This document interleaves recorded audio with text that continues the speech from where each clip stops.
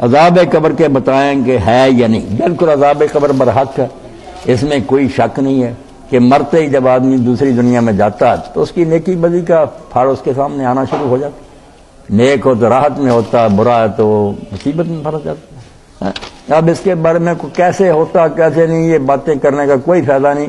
ماں کے پیٹ میں اگر بچے کو اس دنیا کی اطلاع کسی طرح دی جائے کہ یہاں جہاز اڑتے ہیں، سمندر ہیں، وہ کیسے سمجھے گا؟ جب اس کے سامنے ابھی وہ تو کہے گا گپیں مار رہے ہیں، تاکہ دنیا میں رہتا۔ ہم بھی یہاں سے جب پیٹ سے نکلیں گے اگلی دنیا میں جائیں گے، نیا جنم، ساری چیزیں سمجھ آ کہ کیسے سنتا ہے، کیسے جو اسی دنیا کو کھینچتے پھرتے نا کہ یہی جسم ساتھ ساتھ چلتا۔ بیوقوفی، یہ لباس پرانا ہو گیا، اس نے اتار کر پھینک دیا، روح نے آگے چلی گئی۔ وہاں پھر کیسے ہوتا ہے، یہ کیسے وہاں جا کر سمجھے؟ ہوتا سب کچھ ہے، آرام بھی ہوتا ہے، تکلیف بھی ہوتی ہے۔ باقی یہ ہے تکلیف اور جو راحت، یہ ابتدائی، یہ جرم کی سزا نہیں ابھی شروع ہوئی، وہ قیامت کی عدالت کے بعد ہے۔ مقدمہ چلے گا، گواہ ہوں گے، پھر فیصلہ ہوگا کہ پھانسی دی جائے، وہ جوڈیشل ہے۔ یہ کیا ہے؟ حوالات، وہ جوڈیشل جیل۔ اب کون سی بات میں اس کے بہدب ہے؟ یہ ابھی یہ ہے کہ تفتیش کے لیے یہ بند کیے ہوئے ہیں، یہ جو ہے ان کو مہمانوں کی طرح ٹھہرایا ہوا، خوشبوئیں آ رہی ہیں، راحت میں ہے۔ یہ ابھی پورا عذاب ثواب جو ہے قیامت کے دن۔ وہ ایسا کیوں ہوگا وہ بھی میں بار بار بیان کرتا ہوں، خطبے میرے پڑھنے چاہیے کہ ابھی حساب ہو ہی نہیں سکتا۔ جو کہتے ہیں ساتھ ہی حساب ہو جائے، کس طرح اللہ حساب کر دے؟ ابھی تو اس کا کھاتا چل رہا ہے۔ میں لوگوں کو اتنی باتیں بتا رہا ہوں، میرے سننے والے سن رہے ہیں، آگے بتائیں گے قیامت تک اس میں سے جو اچھی ہیں ان کا مجھے ثواب ملے گا، جو اس میں غلط ہیں اس کے عذاب میں بھی پکڑا جاؤں گا، تیری وجہ سے اتنی دنیا۔ اسی لیے نبی علیہ السلام کے ثواب کا کوئی اندازہ نہیں، ہر لمحہ اتنا بڑھ رہا ہے، ہر نماز سے آپ کے کھاتے میں ایک نماز جا رہی ہے، روزہ جا رہا، کیونکہ آپ نے فرمایا جو کسی کو نیکی کی بات سکھاتا، جتنے عمل کریں گے ان کے ثواب میں کمی نہیں ہوگی مگر اس بتانے والے کو ان کے برابر ثواب ہے۔ اس سے اندازہ کریں۔ اسی لیے امام ابن تیمیہ فرماتے ہیں صحابہ اور تابعین نے کیوں حضور کو ثواب نہیں بخشا؟ وہ جانتے تھے بخشے تو تب اگر مل نہ رہا، آپ کو تو مل رہا، ہر امتی کا عمل جو ہے اس میں سے ایک عمل آپ کے کھاتے میں جا رہا۔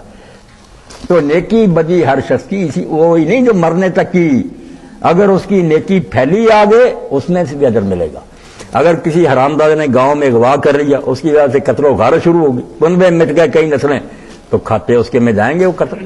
اسی لیے قابیل کے بارے میں فرمایا کہ ہر قتل میں سے ایک قتل قابیل۔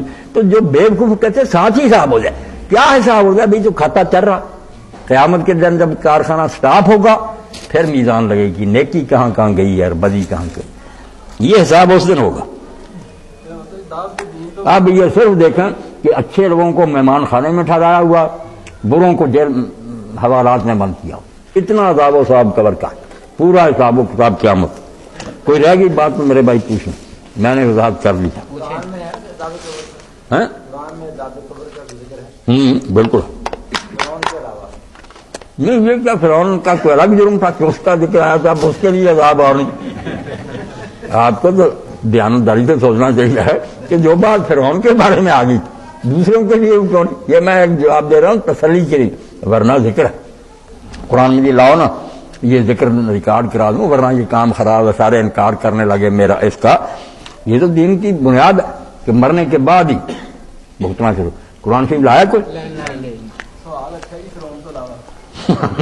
ان کو پتا تھا نا کہ فرعون کے بارے میں تو آتا۔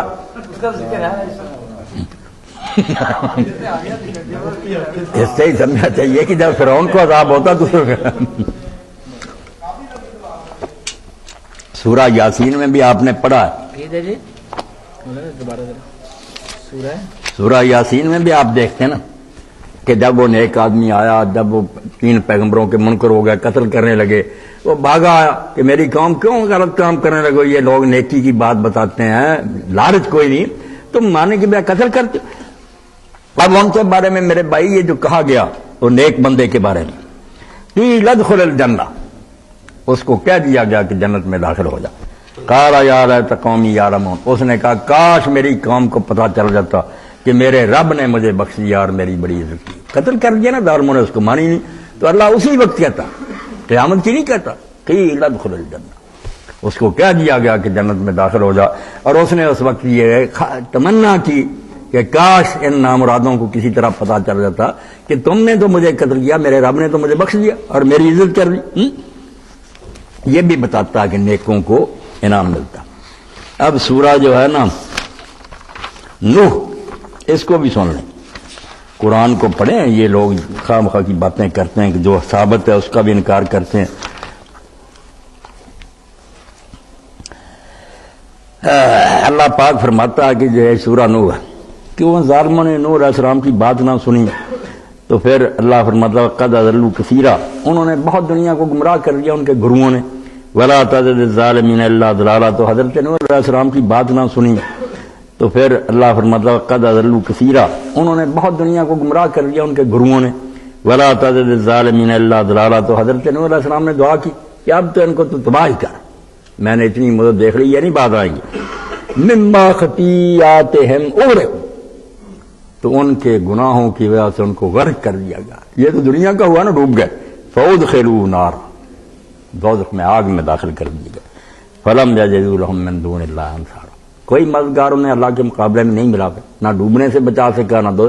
یہ ادخلوا نار، جیسے اغرقوا نا ماضی، ڈبا دیے گئے، آگ میں داخل کر دیا. مگر یہ جنت اور نار بھی سمجھنے پریشان ہوں گے کہ وہاں بھی آیا جنت میں چلا جائے، یہاں بھی. تو یہ جنت اور نار برزخی ہے کہ جو قبر کا زمانہ نا موت سے لے کر یہاں بھی آگ اور باغ ہیں، یہ اس میں جو آخرت کی ہے نا وہ گئے. ہر چیز کی وجہ بیٹا کروں کریں گڑبڑ نہ ہو جائے. جی سوال کوئی؟ ہاں جنت تو یہاں بھی ہے. ہر آدمی کی قبر جو جنت کی چاری ہے یا اس کا گڑا. مولانا پوچھ رہا ہوگا نہیں